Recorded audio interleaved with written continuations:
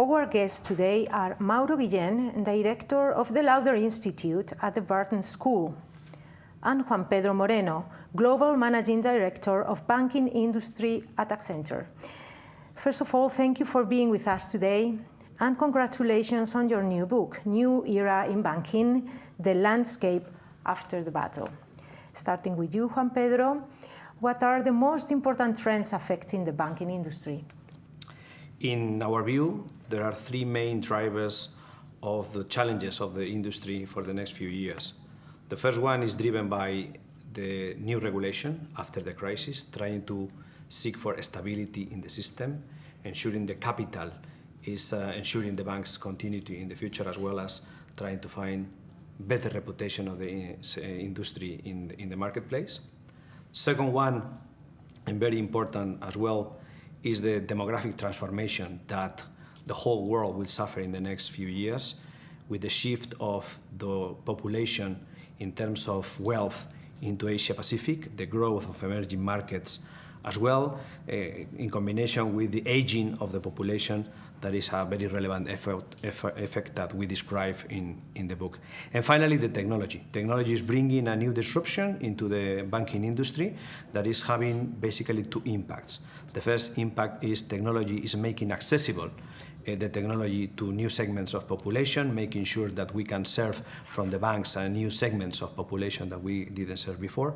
But also the disruption of the technology is transferring the power to the consumer in this digital era that is requiring a new behavior and is requiring a new services from the banks to really cope with these new demands coming from the digital customers. Those are very interesting trends. Focusing on consumer behavior, what shifts are creating new opportunities for banks? Well, I think there are essentially very important opportunities emerging in different segments of the population located in different parts of the world. We have, first of all, the middle class.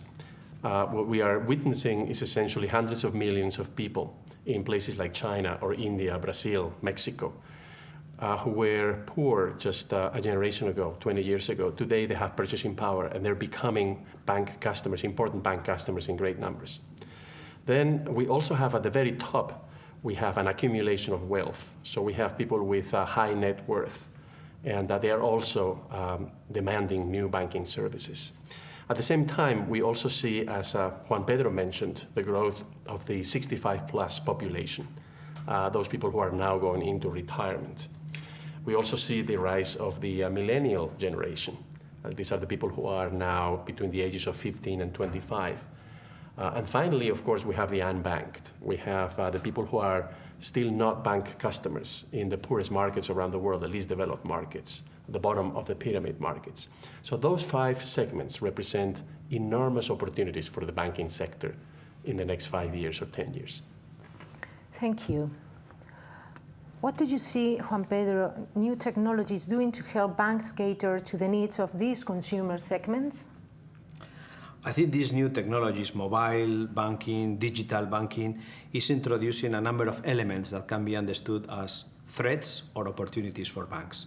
On the one hand, these new technologies are entitling banks to serve new segments of population, as we said before, unbanked people, low-income people. Before, they couldn't be served at a reasonable cost or in an efficient way. Today, technology led banks to serve those segments in an efficient way and will enlarge the customer base that many banks, but also is opening the opportunity for new entrants that are having a very good reputation on the digital space to enter into the financial services at low cost, with low barriers, and at a very good competitive approach, taking advantage of the reputation they have been able to develop in this new life of the consumers in the digital environment.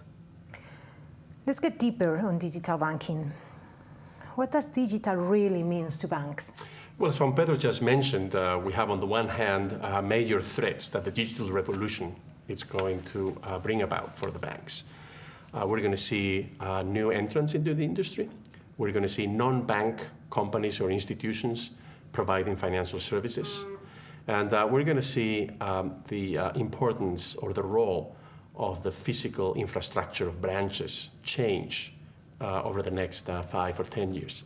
Now, on the opportunity side, I think banks are located in a strategic position in the competitive landscape, and they could use the new technologies, digital technologies, to turn themselves into information hubs. Juan Pedro, are new regulation going to change the competitive landscape for banks? It may. I think it is really a matter of the reaction of the banks. I think new regulation focusing on raising the capital requirements of the capital adequacy of banks is, on the one hand, creating a turmoil in the industry that is bringing concentration, consolidation of banks, a new environment of return on equity that will require big investments to really be competitive in the marketplace with other industries. But on the other hand, regulation is also a barrier for banks to really avoid other entrants to go into the core of the banking businesses. There is a window of opportunity for banks to really take advantage of that and compete with these new entrants in lower regulated environments on the digital space. On the other end, in addition to the capital requirements, I think it's very important to understand that as well, new regulations is focused on bringing back reputation and stability to the sector, which is something that has been very affected during the crisis, and is something that banks need to recover. Customer protection regulation is a very important element, not only representing a lot of requirements for banks, but also the opportunity to improve and enhance reputations of banks in the market. Another important topic is trust.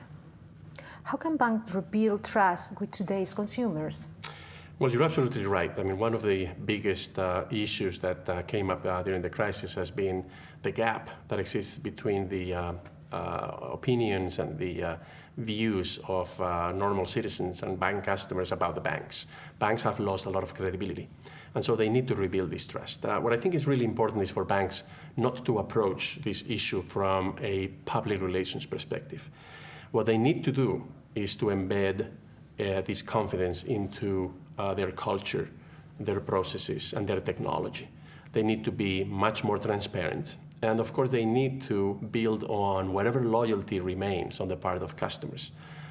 Without that, banks are going to find it very difficult to compete over the next 5 years or 10 years. What is the best way for banks to cope with non-bank competitors? I believe, as I said before, that regulation is still a barrier that may be an advantage for banks for a small window of opportunities they can take advantage of. So I would suggest banks, rather than to protect themselves on the core banking, to really be proactive and compete openly through collaboration and also through competition in these new markets that are being created out there through the digital revolution, especially in the payments, as I mentioned before. So my view here is that banks has a great opportunity to really create new products and services, digitally native, that will help them to recreate reputation in the market, but also to cope with some new markets and businesses that are being created. Okay, and this is the last question. Which geographies will witness the highest growth in banking services? Well, I actually believe that there's going to be growth pretty much all over the world. Of course, we're going to witness in the next 5 to 10 years a lot of growth in banking services in the emerging economies. And we're also going to be seeing a lot of growth in the bottom of the pyramid markets in the least developed countries. But I don't think we can forget about the developed markets like Europe or the United States or Japan. Because as I mentioned earlier, we are witnessing right now the rise of market segments that are going to become, I think, very important for banks. That includes, of course, people above the age of 65. That includes young people, the millennial generation, and that includes also wealthy individuals. So I think growth in financial services is going to be taking place across the entire global economy over the next 5 to 10 years. Mauro, Juan Pedro, thanks for your time.